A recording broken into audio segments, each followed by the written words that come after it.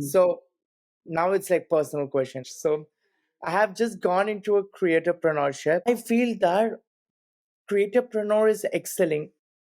For example, we know what what entrepreneurship is.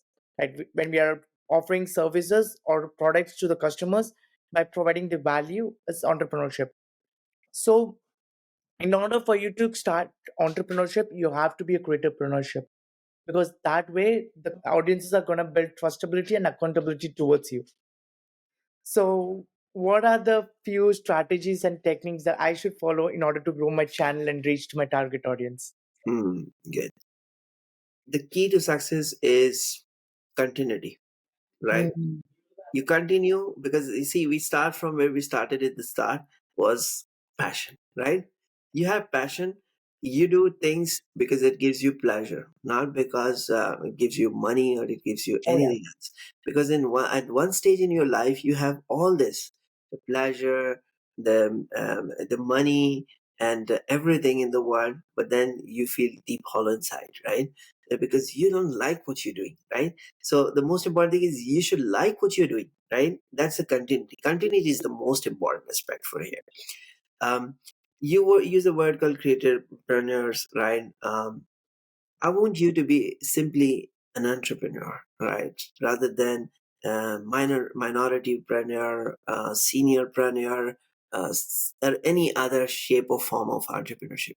These are shape and form, but actually they are entrepreneurs. These are new name for the old thing, right? It's just like Pepsi Cola is selling us the same Coca Cola in a new bottle, right? Right. Mhm. I want you to be an entrepreneur because if you think that too much creativity, you'll be running out one day out of the ideas, and then you'll say, what else can I do, right? And of course, when you establish your creativity would be something that will serve you, but it should not be the only thing that should be there. You should be known for everything, like, right? Imagine you're a creative entrepreneur, right? So tomorrow there'll be another person who'll replace you with his creativity using AI or something. So does that makes you any bad? No. But you are in genuine an entrepreneur who wants to start and do things to make a difference to myself, to the society, right? So as long as you are making a difference to the community and society, right? That's Yeah. the important thing, right? Oh yeah. So I would recommend you that you continue with your goal, right? Irrespective of what people are. There are always two sides. There will be people who loves you, and there will be haters and saying, "Oh, what a boring thing it was for talking for somebody for so long. How can you do that? Right? It's useless." Right? These people have reached some point, and that's why now they're becoming expert and giving us advices. Right? That's what people will say. But you're not doing it for the 7 billion people in the world. You're doing it for the portion in the part of the world that is interested, genuinely wants to learn something, right? And if some people will be running a social commentary on your ways, that's up to them, right? Yeah. Like, you will have probably you will have subscribers, you will have people who will watch you, and sometimes you didn't start because you want people to watch. You did because you want to make a difference, to know something, and information was important for you. Now, if it's ironic, if people are not watching it, it's their loss, not your loss. Never think that it's my loss, right? Um, you're the first person for whom I came on the podcast because I've been offered a lot of time by different people. Yeah. Because I saw that you want to establish yourself, right? And you need a push, right? You want to talk to someone. You think it will work. Maybe our podcast for 10 years, nobody may watch it. Maybe, right? Maybe someday one person may watch it and may find it useful, right? Mhm. Anyone, maybe they find it useful, they still criticize us. We're not doing it for people. We're doing it for ourselves to ensure that we did contribute to the society. We made a difference, right? Like, I've written a lot of papers, 75 articles, books, everything. Not everybody's going to read my paper and book, right? Mhm. But those who will read will benefit. Those who won't, it's their loss, not my loss, right? So if somebody watches your podcast, good.